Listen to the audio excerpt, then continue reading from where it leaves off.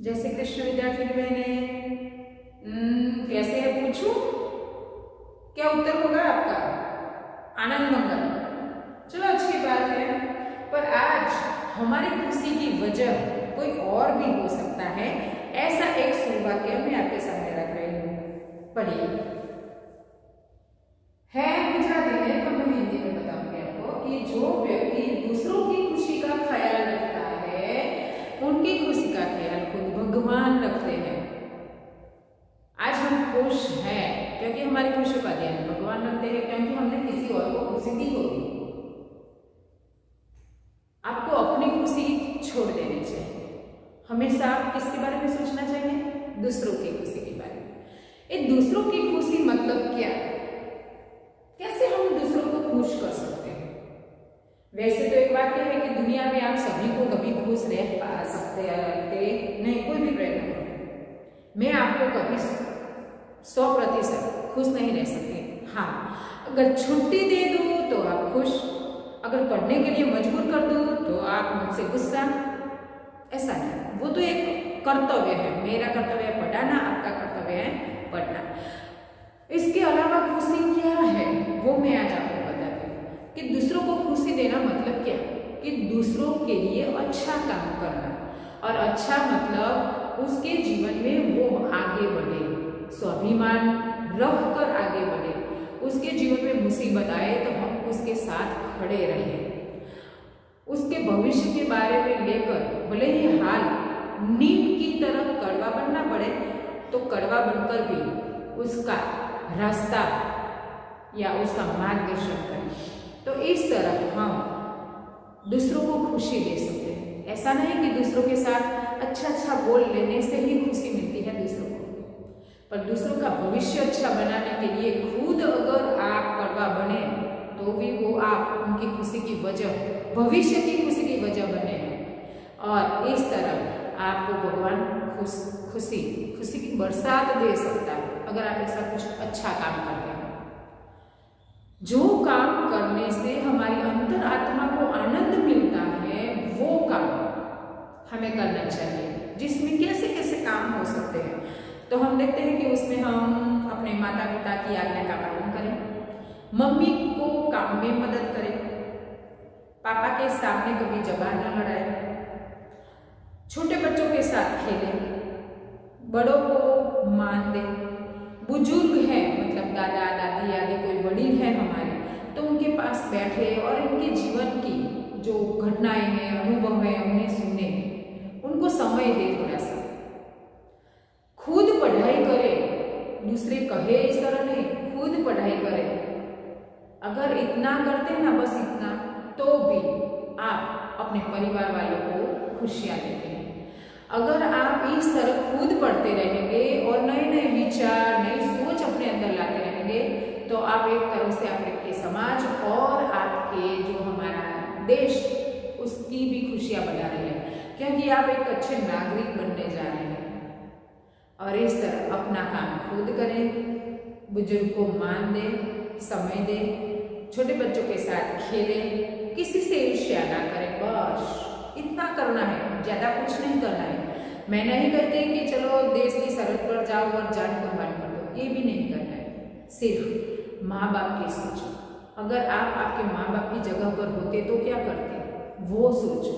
और फिर माँ बाप को मान दो, सम्मान दो, उनकी आज्ञा का पालन करो और खुद अपने कर्तव्य, अपना जो काम है खुद करो, कोई कहे तब नहीं।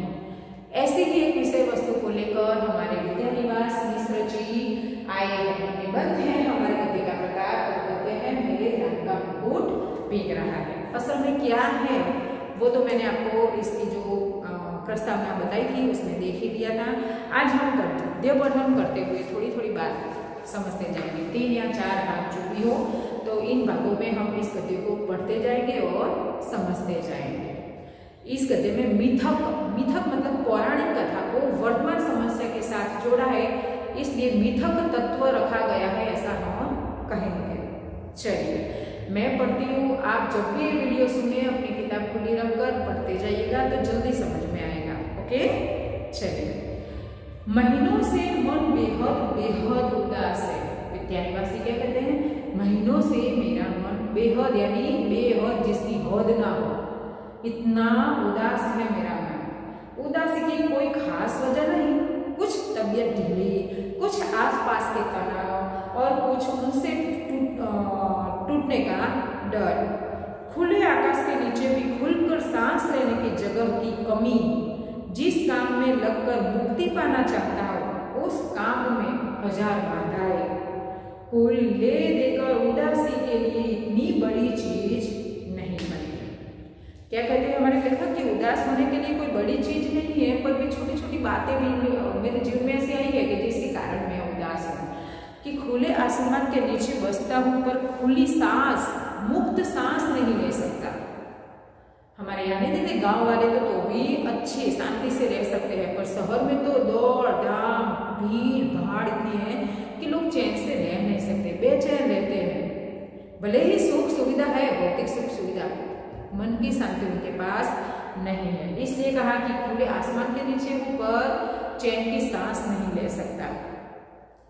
मेरे पास ऐसा तनाव, ऐसी चिंता है और जिसके कारण मैं टूट ना जाऊं, चिंताओं के कारण मैं हार ना जाऊं, टूट ना जाऊं, ऐसा डर है मुझे। थोड़ी तबीयत भी इसके कारण थोड़ी ढीली रहती है। जो काम करने के लिए जाता हूँ ना, ये चिंता उसमें बाधा मतलब मुसीबत बन जाती है और मैं काम ठीक से कर नहीं पा रहा। फिर भी रात दिन नींद नहीं आती, थक जाते हैं पर नींद नहीं आती। दिन ऐसे बीतते हैं जैसे भूतों के सपनों की एक रील पर दूसरी रील चढ़ा दी गई हो और भूतों की आकृतियां और डरावनी हो गई हो। इसलिए कभी कभी तो बड़ी से बड़ी परेशान करने वाली बात हो जाती है और कुछ भी परेशानी नहीं होती। उल्टे ऐसा लगता है जो हुआ एक सहज क्रम में हुआ, न होना ही कुछ अटपटा होता। और कभी कभी बहुत मामूली सी बात भी भयंकर चिंता का कारण बन जाती है। अब हमारे जो लेखक है उनकी दशा क्या हो चुकी है कि रात में नींद नहीं आती और सपने आते हैं किसके? भूत के। मानो ने किसी फिल्म की रील चढ़ाई और रील पर रील चढ़ाते जाते हैं और भूत के चित्र आकृतियां मेरे सामने आती जाती है। ऐसे ऐसे सोच, ऐसे विचार आते हैं क्योंकि डर है, चिंता है मन में और इसलिए ऐसी ऐसी कल्पनाएं आती है। कभी कभी बड़ी मुसीबत आ जाए ना तो भी ऐसा लगता है कि ये तो कोई मुसीबत नहीं है, और कभी छोटी बातें भी मेरे लिए इतनी बड़ी मुसीबत बन जाते हैं कि मैं कुछ कर ही नहीं पाता, लाचार हो जाता हूँ। अभी 2-3 रात पहले मेरे एक साथी संगीत का कार्यक्रम सुनने के लिए 9 बजे रात गए। 2-3 रात पहले मेरे एक साथी संगीत का कार्यक्रम सुनने के लिए कब गए? रात के 9 बजे रात।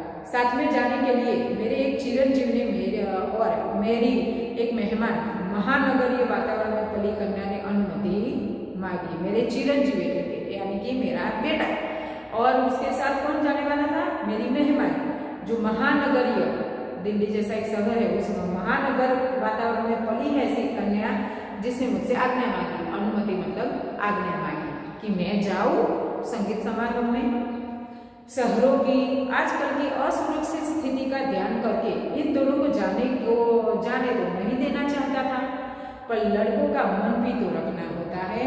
कह दिया 1-1.5 घंटे सुनकर चले आना। पिता ने क्या कहा?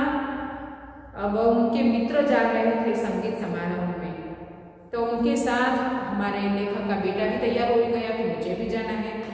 उनके बेटे के साथ उनकी मेहमान बनकर आई थी एक कन्या जो उनके मित्र की बेटी थी, महानगर में पली थी, हाई कल्चर की थी। उसने भी कहा कि मुझे भी जाना है। अब रात में 9 बजे जा रहे थे। हमारे विद्या निवासी हमारे लेखक की इच्छा नहीं थी कि जाने दें, पर बच्चों का मन रखना था, उनकी खुशी देखी थी और इसलिए क्या कहा कि ओके जाइए, पर 1-1.5 घंटे में तो वापस आ जाइएगा, मतलब 10 साढ़े 10 बजे तक वापस आ जाइएगा, ऐसा कहकर आज्ञा दी। रात के 12 बजे लोग नहीं लौटे। अब इनको चिंता हो रही थी, जब तक अपनी संतान घर नहीं आती माँ बाप को चैन नहीं मिलता, चिंता रहती है उन्हें। तो 12 बज गए पर वापस नहीं आए। गृहिणी बहुत उद्विग्न हुई। गृहिणी मतलब हमारे लेखक की पत्नी। उन्होंने उन्होंने कहा कि मैंने कहा था मत जाने दो, आपने जाने दिया। वो एकदम उद्विग्न हो जाती है, झल्लाई। साथ में गए मित्रों पर नाराज होने के लिए संकल्प बोलने लगी कि आज भेजा सो भेजा, अब मैं अपनी संतान को उनके साथ कभी नहीं भेजूंगी। क्योंकि लेखक के मित्र गए थे ना, और उनके साथ ही दोनों गए थे, तो कहा कि मैं अब उनके साथ, जो लेखक के मित्र थे उनके साथ अपने बेटे को कभी भेजूंगी नहीं। इतने में जोर सी बारिश आ गई। वो तो अभी गुस्सा हो रही थी, रात के 12 बजे थे और बारिश हो रही थी। छत से बिस्तर समेटकर कमरे में आया, गृहिणी को समझाया बारिश थमेगी, आ जाएगी, संगीत में मन लग जाता है तो उठने की तबीयत नहीं होती, तुम सो, ऐसे बच्चे नहीं हैं। क्या कहती है, कहते हैं लेखक कि संगीत का कार्यक्रम है, मन लग गया होगा तो बैठे होंगे, अब बारिश थम जाएगी मतलब रुक जाएगी तो वो आ जाएंगे, तुम सो जाओ, हमारे बच्चे खराब नहीं हैं। पत्नी किसी तरह शांत होकर सो गई, पर मैं अकेला उठा, बारिश निकल गई, ये लोग नहीं आए। बरामदे में कुर्सी लगाकर राह जोहने लगा। दूर कोई भी आहट होती तो उदग्र होकर फाटक की ओर देखने लगता। रह रह कर बिजली चमक रही थी और सड़क छिप रही थी, पर सामने की सड़क पर कोई रिक्शा नहीं, कोई चिड़ै का पुत नहीं। एकाएक कई दिनों में मन में उमड़ती पंक्तियां गूंज उठी कि अब देखते हैं कि रात बीतती जा रही है, बारिश थम गई, बिजली चमकती थी, बिजली चमके ना तो राह भी नहीं दिखाई देती थी। अब जो ये लेखक जाग रहे हैं, संतान की राह देखते हैं, उनको नींद नहीं आ रही, बेचैन है, बरामदे में कुर्सी रखी है, चक्कर लगा रहे हैं। अगर थोड़ी सी भी आहट मतलब आवाज आए ना, तुरंत देखते हैं तो कोई दिखाई नहीं देता। उस वक्त कुछ पंक्तियां, हमारे रामायण की कुछ पंक्तियां हैं, उन्हें याद आती हैं कि मोरे राम के बीजे मुकटवा, लक्ष्मण के पटुकवा, मोरी सीता के बीजे सेनुरवा, तो राम घर लौट आई। यानी कि मेरे राम का मुकुट बिक रहा है, मेरे लखन का पटुका मतलब दुपट्टा बिक रहा है, और मेरी सीता की मांग का सिंदूर बिक रहा है। हे मेरे राम, घर तुम लौट आते तो अच्छा होता। ऐसा कौन बोला होगा? महाकौशल्या। ऐसी पंक्ति लेखक को याद आती है। बचपन में दादी नानी जाते पर यह गीत गाती, मेरे घर से बाहर जाने पर, विदेश में रहने पर भी यही गीत विह्वल होकर गाती और लौटने पर कहती मेरे लाल को कैसा वनवास मिला था। कि मेरी दादी मेरी नानी ये पंक्तियां गुनगुनाती, खास तौर पर तब जब मैं घर से बाहर निकलता था, तब जब मैं विदेश पढ़ाई के लिए गया था, तब मेरी दादी और नानी एक गीत गाती थी कि मेरे राम का मुकुट बिक रहा है, क्योंकि मैं उनकी नज़रों से दूर होता था, उनको मेरी चिंता होती थी और इसलिए वो पंक्तियां गुनगुनाती थी। और जब मैं वापस आता था ना उनके सामने, तो कहती थी कि मेरा बेटा तो वनवास, मेरे बेटे को तो वनवास मिला था। जब मुझे दादी नानी की इस आकुलता पर हंसी भी आती थी, उस वक्त मुझे ऐसा लगता कि कैसे चिंता करते हैं, बेवजह चिंता करते हैं लोग, तब मुझे ऐसा लगता था।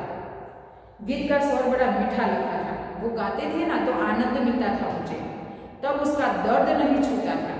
पर जब दादी नानी का दर्द था ना, वो मुझे छूता नहीं था, मतलब मुझे पता नहीं चलता था कि वो दुखी होकर गा रही है, उनको कितना दुख है जब मैं दूर जाता हूँ, वो दर्द मुझे कभी छू नहीं पाया, मुझे महसूस नहीं हुआ। पर इस प्रतीक्षा, परंतु आज जो मैं इंतजार कर रहा हूँ ना, तो प्रतीक्षा में एकाएक उसका दर्द उस ढलती रात में उभर आया। पर आज पता चला कि दादी नानी का जो दुख था ना, वो कैसा था, कितना दर्दनाक था। आज वही दर्द मुझे हो रहा है जब मेरी संतान घर से बाहर है। और सोचने लगा, आने वाली पीढ़ी पिछली वाली पीढ़ी की ममता की पीड़ा नहीं समझ पाती। ये नई पीढ़ी है ना, हमारी पिछली पीढ़ी की जो पीड़ा होती है, चिंता की पीड़ा, वो समझ नहीं पाती। और पिछली पीढ़ी अपनी संतान के संभावित संकट की कल्पना मात्र से अद्विग्न हो जाती है, और जो पिछली पीढ़ी मतलब हमारे माँ बाप, हमारे दादा दादी, वो हमारी भविष्य की चिंता को लेकर ही बेचैन हो जाते हैं। मन में यह प्रतीति ही नहीं होती कि अब संतान समर्थ है, बुजुर्ग को तो हमेशा बच्चे बच्चे ही लगते हैं। उन्हें ऐसा नहीं लगता कि चलो ये तो बड़े हो चुके अब अपना अपना कर लेंगे, ऐसा उन्हें कभी नहीं लगता। उन्हें तो यही लगता है कि मेरा बच्चा बच्चा ही है, बड़ा से बड़ा संकट झेल लेगा। इतना विश्वास माँ बाप को अपने बेटे पर होता है, फिर भी नहीं होता। उन्हें लगता है कि मेरा बेटा कर लेगा, पर अंदर तो डर रहता है, उसकी चिंता भी रहती है। बार बार मन को समझाने की कोशिश करता। लड़की दिल्ली विश्वविद्यालय के एक कॉलेज में पढ़ाती है, लड़का संकट बोध की कविता लिखता है, पर लड़की का ख्याल आते ही दुश्चिंता होती। गली में जाने कैसे तत्व रहते हैं, लड़ते समय कहीं कुछ हो न गया हो और अपने भीतर अनायास अपराधी होने का भाव जाग जाता। मुझे रुकना चाहिए था या कोई व्यवस्था करनी चाहिए थी। पराई लड़की, पराई इसलिए क्योंकि उनकी मित्र की बेटी है, मेहमान बनकर आई है कि और लड़की तो एक पराई होती है, धोबी की मुठली की तरह घाट पर खुले आकाश में कितने दिन फहराएगी, अंत में उसे गृहिणी बनने जाना है। स्त्रियों के लिए एक जो है सत्य हकीकत कहा है कि एक ऐसी लड़की की दशा कैसे होती है कि उसे तो एक दिन घर की चार दीवारी में गृहिणी बनकर रह जाना है। आज भले वो लड़की है, पर धोबी की मुठली की तरह घाट पर खुले आकाश के नीचे वो बहुत घूम नहीं सकती। उसे तो हमेशा चार दीवारी के अंदर छत के नीचे गृहिणी बनकर रहना पड़ता है। ऐसी एक लड़की जो पराई थी और पराई ही होती है। हर माँ बाप के लिए लड़की अपनी होते हुए भी पराई होती है। घर आई कहाँ कुछ न हो जाए। हमें तो लगता था कि पराई लड़की है, हमारे घर पर मेहमान बनकर आई है, उसके साथ कुछ गलत न हो जाए, क्योंकि रात के 12 बजे से भी ज्यादा हो गया था समय, अभी तक वापस नहीं आए थे। उनको चिंता थी कि कुछ गलत तत्व मतलब गुंडे लोग आदि कोई आ ना जाए, लड़की को परेशान न कर दे, लड़की का कुछ गलत ना कर दे। इतना डर था कि एक तो पराई लड़की है और मैंने उसे जाने ना दिया होता तो अच्छा था, अब नहीं तो उनके लिए कुछ व्यवस्था की होती तो अच्छा था। पछता रहेगा, चिंता सतत होती जा रही है। तो ये है, यहाँ तक आज हम देखते हैं, ये है एक माँ बाप की चिंता। माँ बाप बेवजह चिंता नहीं करते, उनकी ममता, आपकी जो है सेफ्टी मतलब सुरक्षा की चिंता उन्हें हमेशा सताती रहती है। तो माँ बाप की चिंता का भी ख्याल रखना आपकी जिम्मेदारी है। तो आगे से माँ बाप को सामने जुबान न लड़ाते हुए उनकी चिंता को समझने का प्रयत्न करें और माँ बाप की आज्ञा का पालन करें। आगे हम कल देखेंगे। ओके, जय श्री कृष्ण।